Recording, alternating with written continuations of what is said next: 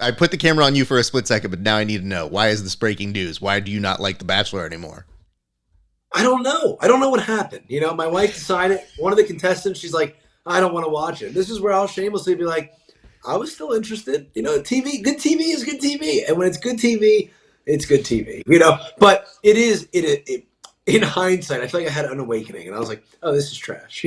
But I watched for like 15 seasons. It's too late to go back now. Like, that's like when I watched All Jersey Shore. I kept watching and kept watching and kept watching. And then I go back now and go, that show's terrible. It was pretty good. It was pretty captivating.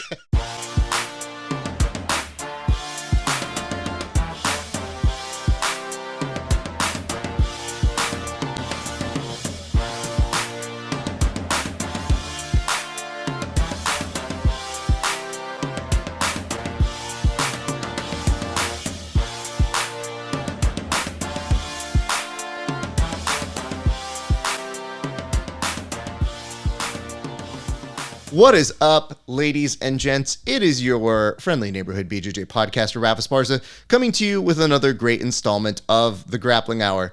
We have a great guest, but before we do, if you're watching this right now, likelihood is that you are a subscriber. If you see this in the future and some of this information is dated, it's because you were cheap. Listen, no judgments except for judgments. What I want to say is thank you for supporting us here. You can always support us if you want to see these interviews right as they come out. Go to hy.page/grappling hour. And you can also get access to premium segments, one of which we'll be doing with this gentleman in a segment that we like to call a tape study. We'll be watching the fight with him, but of course you will only see that if you are a premium member. However, let's get to the guest. This guest goes back with us. Now, granted, we've been friends for a little bit, but he goes back further with us through an association with friend John Salter. We've had our eye on him. We've watched him grow as a fighter. And this past month or so, we saw him back where he belongs, in the UFC cage. We're always excited to see him and catch up with him. And I guess before I do the throw to him, I do have one question, which is, why is it that he is playing so dangerously close to the edge with his wife? Because I see on his stories, my man puts videos of her crying on the internet, and it makes me think, as also someone who is married, yikes. So I guess my first question to our friend Joe Solecki is, yo, are you going to be okay in the future, or are you going to be living outside that house, sir? If I go missing, I am not suicidal, nor have I ever been. And no, I think that's one of the reasons. I mean, there's so many reasons why I married my lovely wife, but like, she likes it now though. When I post that stuff, she gets a lot of responses from people, and she eats it up. Don't let it fool you. She'll go, "No, stop recording," but then she's like, "All right, take two," So, okay, good. I'm glad that you guys are marketing this to the rest of us as what seemed like innocent fun is now turning into a whole production that you got like, no, manufacture honestly, those tears. Come on. I'm just kidding because every time she's like, "Stop, it's not." But she is a truth about it. She does laugh. She goes, "At least you can tag me in it because people know me as the crier now." And I'm like, "Okay, I'll." So I have to ask, in this last version, what was she crying at? Like, what are you typically filming her crying at? Because I was trying to figure out what it was, and it sounded like, is it a reality show? Like, what is she crying at? So this time, yes, and the scenario, I could see it. I guess it was touching, but it could be anything. I mean, the woman's tear ducts have no discretion. It could literally be anything, and that's what's amazing about it. But this time, it was Married at First Sight, and the girl's father had passed away, and the father of the guy that she had never met before at the wedding came up and asked her to dance, and I don't think he knew, and it was nice. It was nice. It was one of those things where you go, "Wow, that was really nice." I don't know that you sob, but if you're Casey, you sob. That's why I love her so much. She is just a sweet person. Well, let me reveal to you on this side of the conversation. I'm not immune to this either, but it's normally off camera. The difference is that yesterday, my wife, while I was cooking, I say, "What are you going to put on?" Because she's watching one of her TLC shows, and I'm not about any of that. So I'm thinking to myself, I go, we have only maybe an hour and a half to watch something together. I've got to do stuff. You got to do stuff. We're going to sleep soon. What are you putting on? And she goes, "Oh my God, I'm so glad you're here." I paused this to watch with you. And I go, what is it? And she goes, one of the guys from the TLC shows, he's fighting in MMA. And I go, I don't want to watch it. And she goes, why? I was saving this to watch with you. And I thought to myself, why is that appealing to me? I don't want to watch some manufactured dude fight MMA. I have enough people in my life who are trying to fight MMA, do fight MMA, and then guess what? I come and do this to talk to people who actually are fighting MMA. The last thing I want to do is go, let's put it this way. She looked at me and she says the technique, and she sees like the dude's work as some striking. And she goes, what do you think of his striking? And I go, terrible. What do you expect? Like, I don't have great striking either, but it's not that. So you got to stay in your lane. You know what I mean? You have to stay in your lane. It's so hard to explain to her that it demeans the process. Like, yeah, it puts it on for a show. But to me, I'm like, yo, I guess it's kind of nice that he's learning MMA, but I'm not going to give this the benefit of, oh, this is exciting quality television. This is something a producer or the guy said, let's try and make them do. So I'm not, no. Having said that, though, it does occur to me that you have still yet to fulfill a bet to my co-host, Kevin, a verbal tap. Now, do you even remember what the bet is? Because I remember losing, and I remember I needed to say something. It was ABC. It was the ABC card. And this, honestly, this hit me like the beginning of this camp. And I was like, well, I don't want to be the weird guy that hits him out. Because like, I'm a man of my word. And I was like, I can't remember what I was supposed to do. But it was something with ABC. And I'm like, wow, I did not fulfill my word. And I thought about it. So I'm like, well, I will probably be on the show as long as I win another fight at some point or do something jiu-jitsu related. So I'm sure it will come up. And here we are. So I did remember this, but it was like, this is what happens when you get punched in the head and you're busy. I don't know which one's which and what caused it, but I totally forgot. So let me fulfill you on what it is. And you know what's great is I do my best to always steer the bets. As the moderator, my job is to make sure things are fair to you, things are fair to Kevin. We've had people who are coming from a military background being like, well, loser shaves their head. And I go, listen, dude, Kevin doesn't have a lot going on, but you take away that mane of hair, it gets a little rough here. So on your particular one, I remembered you and Kevin bonding over the fact that you were both fans of the Bachelor franchise, whether it's intentional or the fact that you have to do it. So then we said, well, given ABC, you should have to do a commercial. Now, granted, I work in television, so when I hear both of you being like, we'll give it a free commercial, I go, this is the weirdest freaking bet. But you know what? No one's getting harmed. It's just a matter of who wins, who loses. So, yeah, I think you were supposed to do a glowing review, if not The Bachelor, some ABC property, because it was for that ABC card. But there was a strong inclination from both of you that it would be to praise The Bachelor franchise. So I guess now that I have you here and you're on video, would you like to take the opportunity to explain your love of The Bachelor, and then maybe we can count that? Yeah. Okay. So I have to edit. We're going to backdate it and say pre this year, we love The Bachelor. We did. We love The Bachelor. It is what it is. So wait. No. I put the camera on you for a split second, but now I need to know, why is this breaking news? Why do you not like The Bachelor anymore? I don't know. I don't know what happened. You know, my wife decided, one of the contestants, she's like, I don't want to watch it. This is where I'll shamelessly be like, I was still interested. You know, TV, good TV is good TV. And when it's good TV, it's good TV. You know, but it in hindsight, I feel like I had an awakening. And I was like, oh, this is trash. You know, but I watched for like 15 seasons. It's too late to go back now. Like, that's like when I watched All Jersey Shore. I kept watching and kept watching and kept watching. And then I go back now and go, that show's terrible. It was pretty good. It was pretty captivating. The Bachelor's the same way. It's such a foreign concept to me. I had pretty much, like, I had one, like, ex-girlfriend before my wife. Like, I didn't date a lot. It's like, I knew what I wanted. I found my wife. I'm like, I'm marrying you, you know? The concept of, like, yo, you don't know till the day of. Like, this is ridiculous. You people are nuts. It's like a whole other universe. So, oh, man, it gets my attention. It's good. Especially after training all day. You're tired. I don't want to watch some documentary. I mean, I do. I like to learn stuff, but I'm too tired for that. Put on something mindless where I can laugh at other people's problems and... Oh man, it is captivating. I don't care. Bachelor, Bachelorette, it's good. It's good stuff, but it's awful. Okay, I guess I should maybe twist what my wife was trying to do to me to put it in your realm. If you had the opportunity, and maybe on one of those trash shows that you're watching, there was a moment where they're fighting MMA or they're learning to fight because you know that's what they're building to as a story arc. Is that when you check out? Because I need to know if I am being insane here, too mean, because I literally never say don't watch something. I just put on my headphones and started cooking and I went somewhere else. But would you do the same, especially after coming from an MMA practice when this is supposed to be your escapism fun? Yes, because they had a wrestling contest the one time, and it was atrocious. And oh, it was just like, dude, like these aren't even like. Here's the thing: like we hang around. You're in the jiu-jitsu gym, and we have people from all walks of life, all personality types.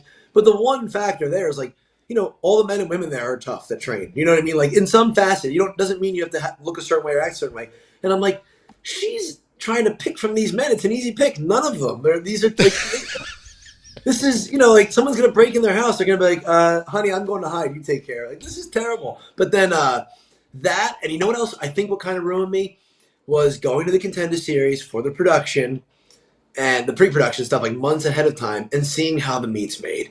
I'm hitting the bag.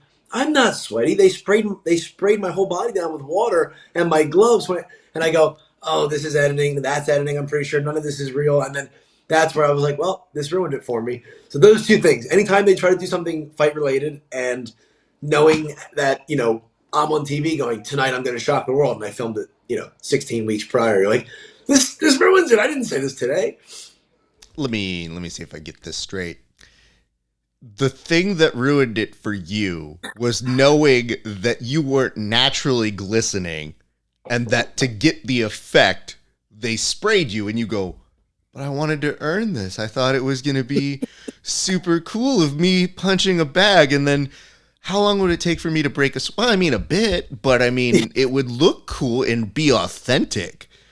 So I'm not good with the stuff for show. You know what I mean? Like, they're like, hey, what's that 3 exercises you like? Do 2 reps. I'm like, why don't you just let me get a workout and follow me around for 30 minutes and I'll give you all the content you need. It's not real. I never gone for a run on the beach. We don't got time for that. Listen, this is how you can tell you're working with somebody as a novice in TV. Like so I have worked on some reality and some game shows, and naturally talent has ideas, and your job sometimes as a producer or coordinator or whatever you're doing is you sit there and you listen to the ideas and you go, right, our staff is going to be going into double overtime, so we have to shoot this.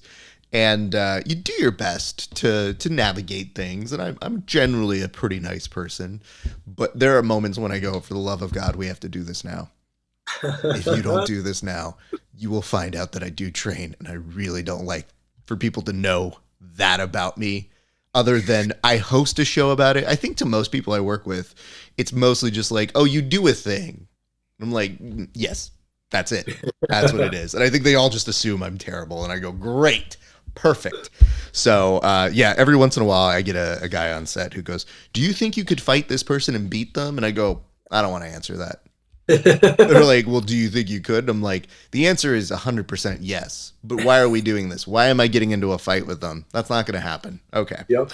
That's all right. Well, let's circle back around. Oh, wait. No, we should go to your Bachelor plug. So you talked about the authenticity of you not having that glow and it not being real. So now that you know that, and you would potentially be contributing to that, can you do a commercial for The Bachelor because you yourself don't want to put out fake television and be a part of it? So do we have to reconstruct part of this? No, it still gets me. I'm still a sucker. If my wife didn't say we're not watching the season, I don't like so-and-so, the last, whenever it started, I'd be tuning in. I like The Bachelor. I like the concept. It's ridiculous. It definitely is not. It's not built for longevity, and it's good. I enjoy it. It's a good escape from reality. Okay, hold on. Let's pause here because you have to do a full minute of this. So what I'm going to do is I'm going to put the camera on you, and we're going to start it off like you didn't say any of that. And really, what it is I need you to put over The Bachelor, why you love it, and why it appeals to you, Joe Solecki, UFC fighter, a notable guy within our community, and an all-around good guy who's watching trash television. Go, sir. Okay, I'll do it infomercial style. I'll say, okay. Do you come home from a long day at a manual labor job, like maybe mixed martial arts? Maybe you're swinging a hammer every day. Maybe you're grinding away, and maybe you're a normal person with pretty sound morals and a normal relationship. Well, this is why you need The Bachelor, because you go, okay, this is nothing like me. My brain's too tired. My body's tired. I can't move from this couch, even if it's terrible, and I need something to distract me from my very stressful job of this guy wanting to beat me up in 10 weeks. Let me watch a show with 16 guys that couldn't even, beat me in a foot race. This would be way better. And then you're like, oh my gosh, there's people out there that actually think this is how you meet your significant other. I'm in. Sign me up. You need it too. It's an hour of your time, and it's captivating. It's like social media. You start scrolling, you start watching, and it keeps you on for the next episode, the next episode, and the next episode. And I'm here to plug it because I have wasted too many hours of my life watching it, and if I have, so should you. Joe, do you have any suggestions for people who may get involved in another wrestling competition? Because I think I actually saw that bit, and I remembered being so angry about it and going, this is so dumb. I want to hit the producer that came up with this one. But do you have any suggestions for any of the members of the Bachelor Nation who would potentially be in a wrestling match in the future? Gosh, don't hop out for an injury. For the love of everything, you're trying to win one woman's hand. There's like 30 guys. You need to stick out. You know who's going to stick out and not in a good way? The guy that goes, oh, he didn't even do it, I think. He said, I had a back injury in football years ago. Hey, you're wrestling these other dweebs. Just do it. Just do it. Gosh. And she's like, I have to respect it. This is the world we live in. I have to respect that. He has serious injuries from Pee Wee football. And this is ridiculous. This is ridiculous. I couldn't get out of bed this morning. What are we talking about? Oh my gosh. So do not pull out for injury. You just grin and bear it and lose quickly and act like you tried. You know what? Hey, listen, this is a pro that we got real life advice from. So if you can't take that, part of wrestling is showing up. I don't think I'm good at wrestling, but I show up at it because, you got to put in the hours. And then every once in a while I get a takedown and I go, did that happen? And every once in a while, if I do get a takedown on somebody, I recently got one that was so sloppy. It was literally just that body lock where you just move forward and go to mount. And I go to the guy, I go, listen, dude, I'm so sorry. That was the sloppiest technique I've ever done. The dude's just like, but you got a takedown, didn't you? And I go, it wasn't. I'm not proud of this. This is, ugh. Just do what I do in fights. You shoot and then you disguise it and take down. You pull guard. You know what I mean? It counts to take down attempt in the stats. Well, you know what? Let's get to that. First and foremost, congratulations on your win. Second, it was not without some craziness to it. Third, let's get to this. This is the one that I wanted to ask you before I get into the technical parts of the fight, which is you lost like people on your Instagram. There is an account that keeps up with fighters who gain people. Most people gain followers.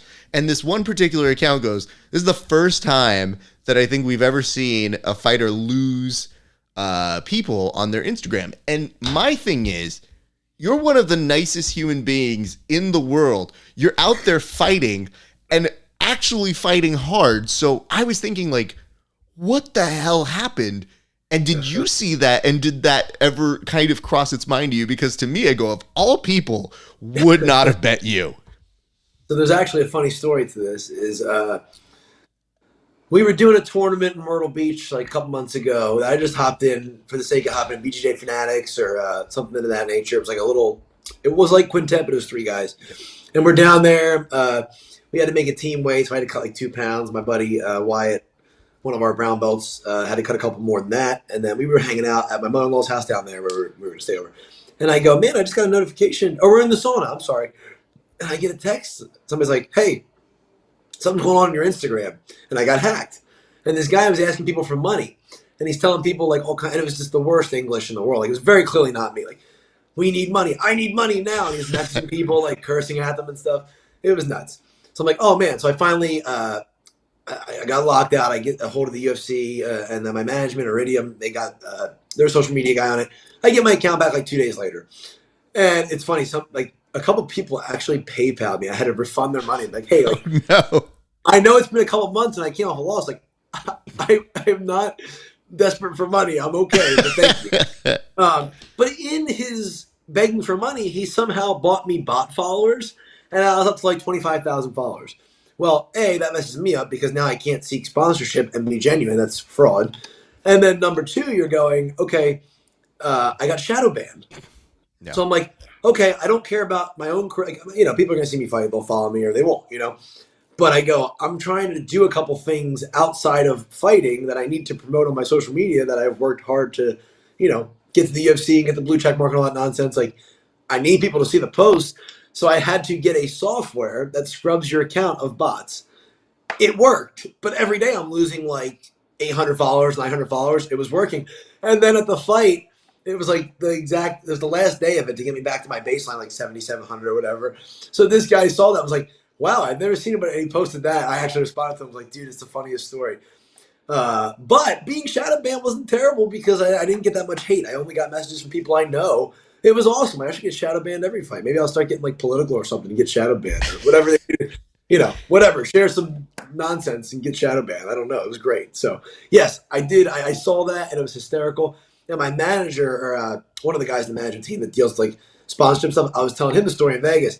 And when he saw that, he screenshot and sent me like 10 laughing faces. I'm like, this is hysterical. Like, no one's going to believe this. Well, again, because I didn't see the fight real time. So when you say, like, oh, I'll get political or I'll do something, I thought, like, he doesn't do that. What would he have said? Even if you cut a Colby Covington promo, it would probably be the most adorable thing and it would have trended. Like, I would have still done numbers. So as a numbers guy, I'm just sitting there and I go, this is not a referendum on this man. There is nothing he did. Just short of literally kicking the dude in the balls multiple times and being like, well, nope, tried to eliminate me. I just thought, I was like, wow. And then, because I didn't see it live time, you find out about the scores. You find out about what happened in the fight. And I go, yes, still no. That's still not enough for me to like look at you and go like, well, that's the end of Solecki. I am not following him. Screw him. Take that. So it was very confusing to me, but I'm glad that makes a lot more sense. But yeah, it's very rare that you see an account that does stats numbers go, we can't explain this. We don't know what it is. He just lost. People, yeah. So tell me about the fight. You know, obviously we're going to get more into detail in that different segment, but for this particular thing, you know, how did it come together and what was the original like game plan and intention that you had going into it?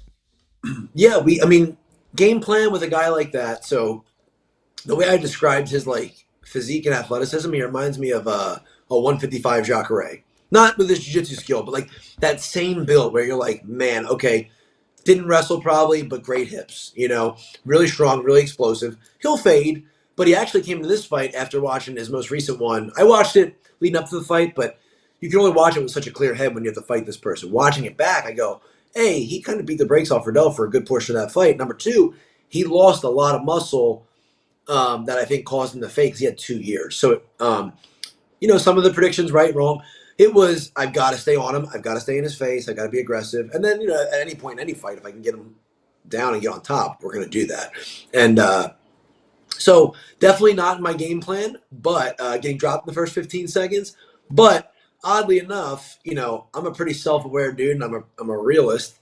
So multiple times this camp, I said to my coaches and teammates, I was like, hey, there's a good chance this could start out like DC Rumble 1 and I face plant in the first 5 seconds. We just got to be ready to fight back from that. And while I'm not happy I was right, I'm happy I was right because it definitely shows I know fighting, you know? So yeah, there was really no template. It was going, if we're here, we've got to do these things. If we're on the ground, we've got to do these things. And ultimately time in the cage should tire him out a little bit. It did and it didn't. It didn't gas him, but it definitely made him less dangerous. So like in the third round where we can strike no problem. And then, you know, I do think I got the better of the striking because the technician's going to take over because he didn't really have the power in the third to knock me out, you know. But I did think if we got on the ground, I could get to his back. And I will say, having been in there, I really thought I was going to choke him, you know. I'd never say this. Like, Gordon grabbed my glove once or twice. You know, everybody does it. It's almost like a thing that everybody does, you know. I hate it. I think it's dishonest, but sometimes it's an accident. I never came out of that fight and said I would have choked Gordon. He did a good job defending all this stuff. I do believe without all these glove grabs, I'd have choked this guy because I was under his neck multiple times. I went for like 3 of them that were close, and you're like, okay, like I know a rear naked choke when it's on, then it gets pulled off. So that was the plan. It was just literally fight him everywhere. Can't be complacent. If we're on the ground, we're working. If we're on top, we're working. And if we get stood up, we're getting right back on him. And I kind of think I did all those things. So I was proud of it. Not my best technical performance because I just know I'm so much better than that. Even though I do think he's great, and that was why it was such a tough fight. But getting dropped in the first 15 seconds and fighting back is I got to show who I am. And that's a cool part at least because I do believe how you fight is how you live your life. And like I'm kind of just like a blue collar dog. Like I just want to get after it. And getting to show that was nice, but it'd be nice to get back to some first round finishes here soon. I feel that, but it's always hardest in that post-mortem with the fighter to have a very real, clear sense of, okay, obviously things didn't start well, but you ended the fight. You're healthy. You're okay. It's just you had to go through that. Sometimes I think they overanalyze things to go, well, that didn't look great. And you go, right, but you still won. So that's number one. So again, congrats. 2, you did mention the grittiness that you were able to pull off because that is true to your character. It is very much like, hey man, I'm going to get back out there and show you that I can still win this. And that's a huge, huge thing to overcome, especially when, your confidence can easily get shaken. You can get thrown off track. You can go 100 different ways. So normally when I talk to my guys, I tell them this, which is, listen, you won. Let's figure out how to fix it. Shut up about it, because that's about as much as you can do. But I have been around enough fighters where they're like, I had the switch kick that I really wanted to show, and I was, I could have done this. And I go, right, shut up. You won. I don't care now. But yeah, we fixed that in the gym the next day.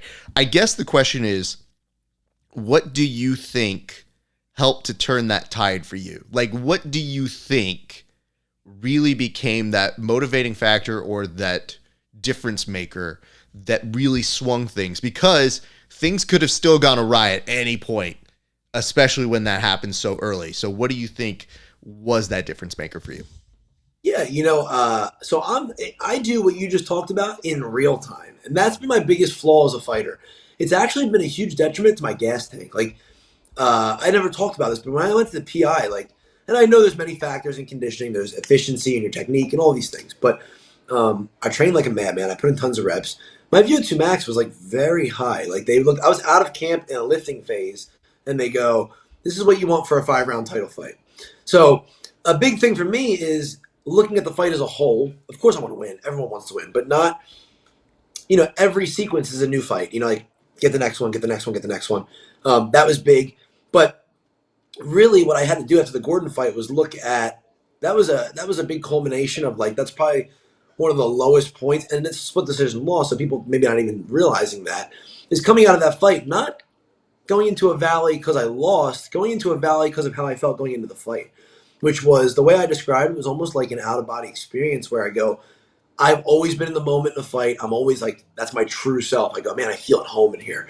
And it was like I was watching myself, not literally, but it was like I was overanalyzing every little thing I did. Does this look what I normally look like? Does this normally, just walking out there, Then you go, oh, okay, you were feeling the pressure from outside things that have no influence, So really, what it caused me to do is look at my life as a whole. And for me, my vessel to grow is always my faith. It's the first thing in my life. So working on that and looking and going, look, like if I truly believe in my faith and the things that I say, then am I actually okay with what's on the other side of what's going to happen, in this fight, and truly being like, I'm good. And then this is the first time ever where maybe I have felt like this in the back room and haven't understood what was going on, but looking at, John and my buddy Zach and my coach Jeff Jimmo, who were back there and going, guys, like, I feel true joy right now. Like, I'm good with whatever's on the other side because I'm better in life going into this fight. Like, I'm better than I was last time, And I can't say that for the Gordon fight. I trained really hard.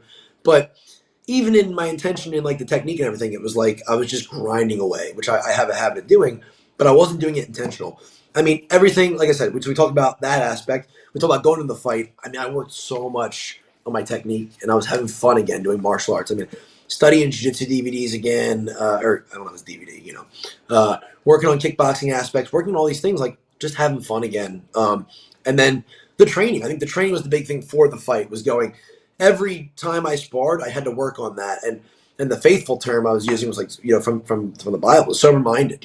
Going out there and understand there's going to be all these temptations, outside forces, and going like, hey, I need to focus on what's in front of me right now, and doing what I'm put here to do. And whether if that's winning, fantastic. If it's not, it's lose gracefully. Well, it sucks, but fantastic. And that's why after the fight, it was like I was so satisfied. 'Cause I felt like I fought my heart out. So standing against the cage, I also pulled my rib out. So I'm hanging on the cage, like, put your hands up, show them you won. I'm like, I'm good, man. Like, I did what I came here to do, which was fight hard, and I think I won. But if I didn't, I'm good too. Now, when you leave the cage and you go, oh, financially, I'm really glad I won because of my career and this and that. But, for all intents and purposes, like, I didn't feel like I did after the Gordon fight. Like, so I don't even know if it was a motivating factor. It was just understanding, too, is like every time I get out there, it's a blessing. Like, I love this stuff. And I think I did forget that for a minute because there's outside noise, No more going back on Monday and listening to Anakin Florian podcast, listening to, Kenny Florian say, I don't think Solecki's ceiling's as high as we thought. Like, and I'm not mad at that, but it's going, why am I listening to that? They don't see me in the gym. Or, you saw me on the worst day I'm going to have all year. It's the worst I've ever felt in 25, whatever it's going to be. Like, why am I listening to this stuff? Putting too much stock and stuff doesn't matter. This fight was about the fight. But I trained that every single sparring session. It was like going into that with that in mind, going, in the fight, this can happen. There's going to be, 3 or 4 guys in his corner from Brazil yelling in another language. They're going to probably be passionate and loud. You've seen that before. Relax. It'll be fine. Hey, you might get rocked. Relax. It'll be fine. Just going wherever it goes. I'm good. And the thing I kept saying to Jeff Jimmo every day in camp was, we're never out of a fight. I can snatch a neck. I'm hurting guys with my hands. Like, we're never out of a fight. So I don't care if it's the last 10 seconds. Throw your overhand. We're never out of a fight. I'm seeing it in real time in training. So that was it. And I know it's long-winded, but it was a rebuilding process after the Gordon loss, and a lot of it came back to that, and I'll carry that with every fight going forward, hopefully. I'm really glad to hear that journey in what you have to go through. I think one of the hardest things that they don't prep you for when you become a fighter is the fighting part. Yeah, it can be hard, but I think a lot of people understand, yeah, I can kind of put that on my back. I can do that. The mental aspect of losing a split decision and then having that weigh down on you because it makes an imperfection or it highlights something can really drain people because you think like, what didn't I do right? How much more can I give you? Or, oh, okay, maybe I didn't do this, but this guy did this. And it haunts you because you know that you're so much more. It can be very debilitating, even though it wasn't necessarily like, oh, you went out there, you shit the bed, you didn't do something, you didn't do this, you looked like you got dominated. So I think what happens is, and let me fill in on the part of a pundit, if you would, is that sometimes when you have long shows like that on a podcast, you're making conversation. You're literally just inviting things. So an absurd claim like, well, we don't know how high the ceiling could be for Joe Solecki. It's like, what the fuck does that even mean? Like, what are you in a chocolate factory and you're trying to break a ceiling? Like, I don't understand what any of that means. I think what they're trying to say is sometimes they're trying to save face for the predictions that they make rather than as a inhibitor of your performance. I think what they're trying to do is say like, ooh, you know what? I'm going to qualify why my opinion is still right, because based on new information, here it is. I like giving opinions on that, but I have met with enough fighters and enough people to know that there's a difference between being a good predictor, which is something that people do say for betting, and that's a very thriving community, that's fine. And then there's the actuality of, listen, if I'm in front of you, I don't think I'm going to talk about your grappling being trash. Yeah. I don't think that's the first thing I'm going to say to you.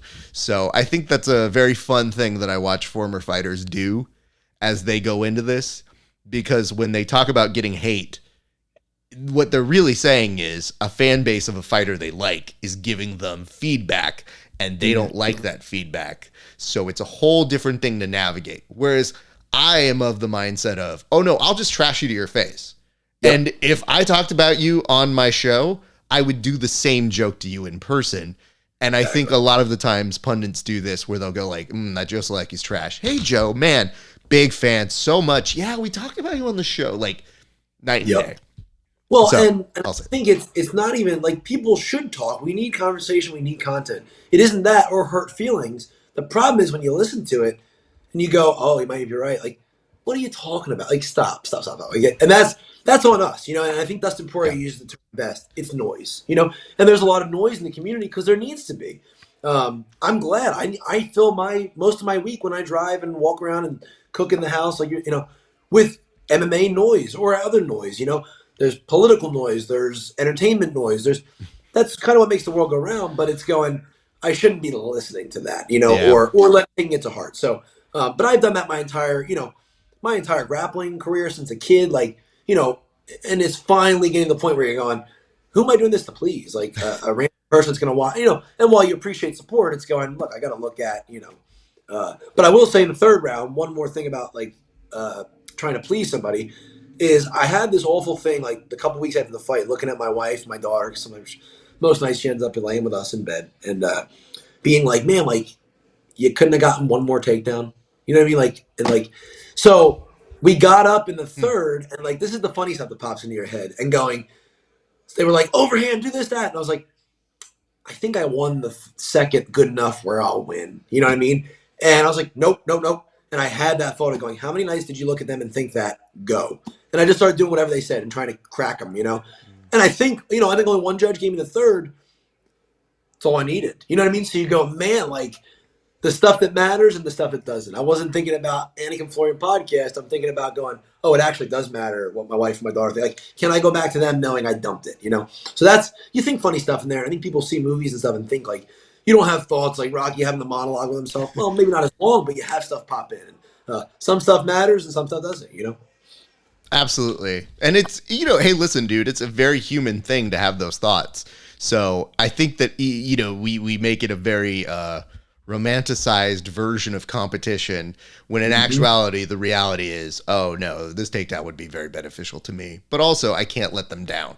Like that real stuff does happen, and that's your motivation. So if you're able to pull from that, obviously it pays off. So again, to people who are watching this, if you want to see me break down his fight with him, check out our premium segment. But for right now, stick with me on this, which is I was very glad that you have gotten back your Instagram account, because as you were getting hacked, which by the way, you really have to not know you to know you got hacked.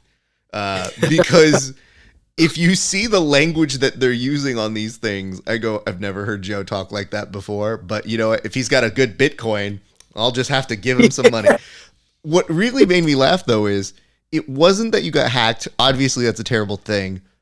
It was the timing of the hack, because I knew you were putting together a grappling organization and a new thing. And I go, no, he doesn't have that time. Bot, go pick on someone else. Whoever's hacking him, he's got other stuff he's got to do. So tell me a little bit about All In Grappling, sir. Yeah, it's you know, fighting. So everything I do, I kind of, and people use this term all the time. It's not my thing, you know, but I do believe in doing it 100%, you know. And so with fighting, like I am all in on fighting. You know, I don't have the time to be doing other things that are all encompassing like that. So I'm going like, okay, what are my skills? Jiu-Jitsu and MMA. Okay. What am I passionate about? Jiu-Jitsu and MMA. What do I have time to deal with all day? Jiu-Jitsu and MMA. You know, so it's like, I'm not going to go get into some other field that's like a good side thing to do, or, you know, it's just, again, if I don't like it, I'm probably not going to do it. You know, I'm spoiled by fighting for a living, you know, and this is what I love to do. I love to teach, but we're not in an area like when John Salter moved to Wilmington, we needed a good gym here. We have a great gym here. I don't need to go be a full-time instructor or anything like that, you know? So, you know, of course it's something I'm doing to supplement fighting, but more importantly, it was going, what do I like to do? What am I passionate about? And when I look at my jiu-jitsu upbringing, it's like, competition is expensive. They're always in big cities. Not that Wilmington's not a decent sized place, but it's not Charlotte. It's not, you know, Charleston, South Carolina, anything like that. So it's that, and going, what do I know better than a lot of people is this industry. I have the benefit of being in a mat room since I'm 6 till now, you know, so you go, that's almost 25 years, and you're going, man, like I've seen guys do it the right way, the wrong way. I've refed a lot of these things. I've helped run in-house tournaments, bigger tournaments.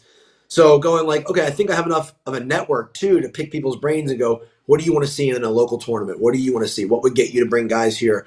What's an affordable price point? Like just trying to make it user friendly because competition can be really fun. What's not fun is being a 3, 4 stripe white belt or a new blue belt, having done no tournaments and going, getting talked into going to Pan Ams. And you go, well, one and done. I'm out of plane ticket, hotel, all that stuff. So um, people have a skewed view of competing sometimes like it's like this blood sport, and it's not when you get around the right atmosphere. So the way I'm trying to word is like I'm trying to throw a jiu-jitsu party. We're going to do a regular tournament, going to be for kids, teens. I'm trying to steer. It's going to be no-gi only just for the first one. So trying to steer more purple belt and below for, the regular divisions. We're just going to do 3, a year and under beginner, 1 to 2 years intermediate, and then just 3 plus. And the way I was wording to a guy in the gym today was like a newer brown belt. I'm like, you could do the advanced because you've done like one tournament. Like this is for the guy, the guy and girl who's not a full-time competitor. So if you're doing IBJJF stuff and winning and you're in the area, do the super fight. That's going to be in the evening. So just trying to make it user friendly. We're going to do $50 entry fee, and what we'll try to do is I don't think it's going to be huge. So my goal would be you get through your division and then we mix and match and have some exhibition matches in between and make sure people leave getting to have a couple fun matches, train and grapple against some new people. And then at night, that's going to be the fun part because, so oddly enough, before Fight to Win or any of this stuff, there was an event in Jersey, and it's the first one I've seen like this. It was called PGL. And like Gary Tonin came through there, Gordon Ryan came through there. Before they had elite jiu-jitsu guys, they had this guy because they didn't have anybody wanting to do the first one. It was in a small gym in South Jersey in a boxing ring for $1,000 cash and prizes. And I was an alternate, and I ended up winning by like I don't even know how I did it. It was not pretty. 3 judges' decisions, like it was awful, and or 1 submission, 2 judge decisions, whatever. But it was not. It was like $300 and prizes. But point being, it grew to something pretty cool where they ended up getting gymnasium and walkout song and the whole 9. And I remember what that meant to me as like a purple belt who isn't going to fight MMA at the time or be bought in for any one super fight at a giant event or anything like that. And it's fun. And I think it actually played a huge part in my MMA career, getting used to the crowd, the lights, the walkout, all of that. So we're going to do that at night, and it's going to be fun. And on the flip side, you go, as a feeder for bigger events, sure, but also, like, what about the really technical dad with 3 kids who trains 3 days a week, who's a monster but is never going to get to go and Fight to Win because he doesn't have a name? Like, they get that chance to, do something pretty cool and be like the center of attention for 8 minutes or their match length, So that's the whole plan with it. And it's going to be August 6th here in Wilmington. Congratulations. I'm really glad you're doing this because you are right. There are a lot of places that are underserved. I think what ends up happening is those people don't feel like they have worth. One of the things that I get, even when I was helping out this weekend for Subversive, was people coming up to me and being like, can I get on this card, man? And I go, you sound like you need crack. Like, yeah. You come up to me like, y'all got any more of those super fights? And I go, okay. Like, even this, we're serving people here in the community who may not get on those major cards. Yeah, I get it. But, man, there was a great moment where I saw a dad win a championship belt. His kids come on out there, and I go, you can't replicate that. That's a magic moment that these things are supposed to afford you.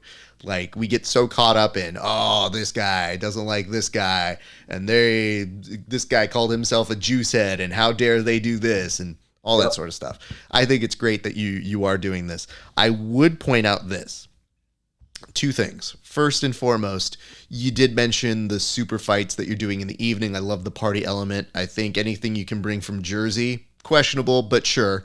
But what I would ask you is, what are you looking for in grapplers for those super fights? Because I've seen you put them out, and I thought that was really cool was you were already starting to say, like, hey, listen, sign up right now. We want to get you guys in. We want to make sure that we get good matches going on. But you, now as a promoter who is speaking here, what are you looking for those men and women who are applying for that particular part?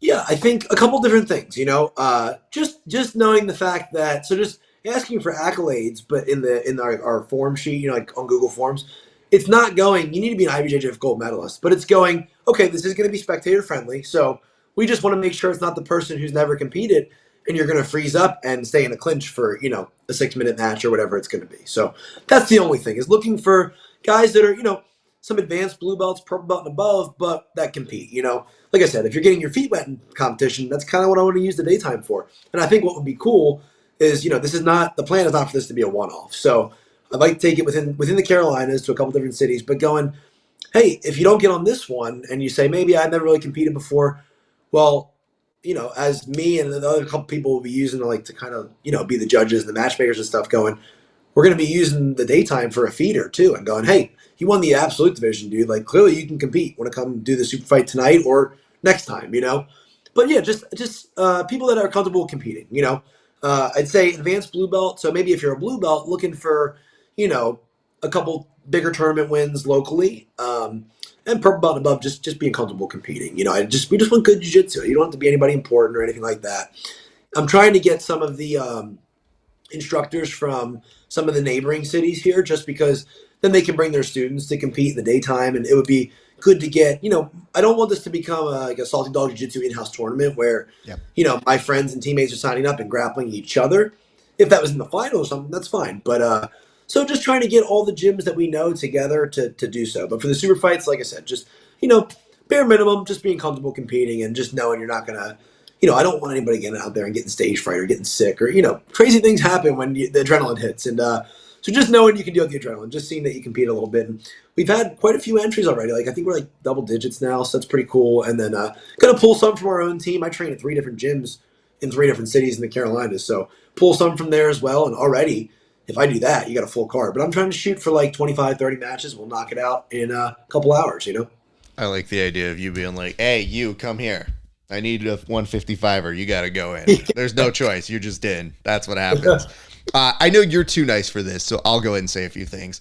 One thing I think he should be looking for, promote it. Listen, guys, I know that it sucks to do the promotion angle, but if you're getting brought on, it's an honor.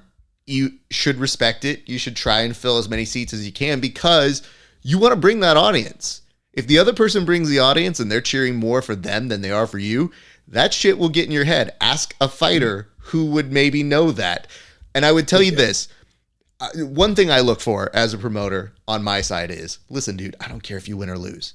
If you give me everything you got and it's a good show, I go up to you. Just this weekend, one of the members of one of the subversive teams, I went up to them and I said, hey, listen, I know you didn't win, but we were all paying attention. You were the first fight that brought it.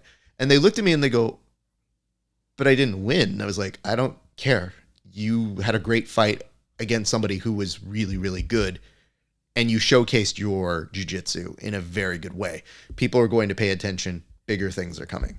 And they looked at me and they're like, oh, I just never know if people are watching sometimes. And I go, I'm always watching. I'm begging for people to bring my attention out, like to really pull that rack focus and make me pay attention to them. I was like, and that's what you did. So you will be surprised how much people will notice you going out there and putting effort, win or lose. So don't become obsessed with that. Go have a good time and watch what happens, because that's where hometown heroes are made. And who knows, if that was a deciding factor for your fight career, bigger things come out of that than sometimes you expect. So those are my... To that, like you just said, is like you said, I'm always watching. Like, yeah, that's a driving factor in this. Like, yeah, I'm starting a business, but the big thing is going, I love watching people and styles and all of that. Like, nothing is more satisfying than watching a match or a fight live and having to strike like the classic Chuck Liddell, like watching a fight pose. Like, is he gonna finish that leg lock? Like, that's exactly it. So like, selfishly, I mean, that's why I'm not going to be reffing.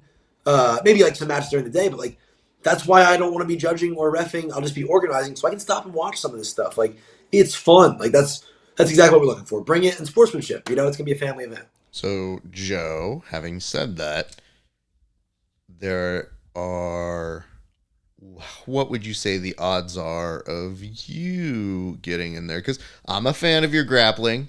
And listen, I don't really compete at all, but I always have my bag with me as a promoter because I go, I might have to Vince McMahon this. All right.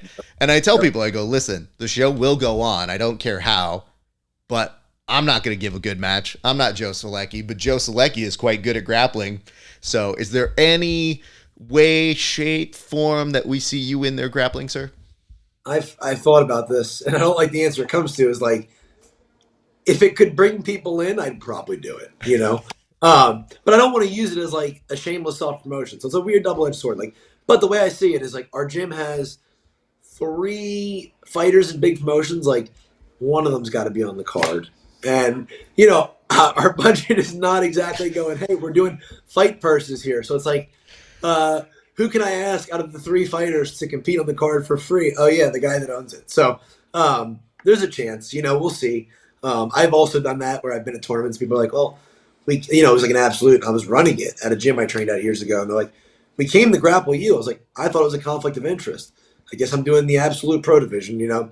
So yeah, whatever. We'll see. I'd rather just run it because I'll probably be stressed out like a maniac because it's the first one. But in the future, definitely, maybe even this one. I don't know. We'll see what happens. We'll see what applications come through it.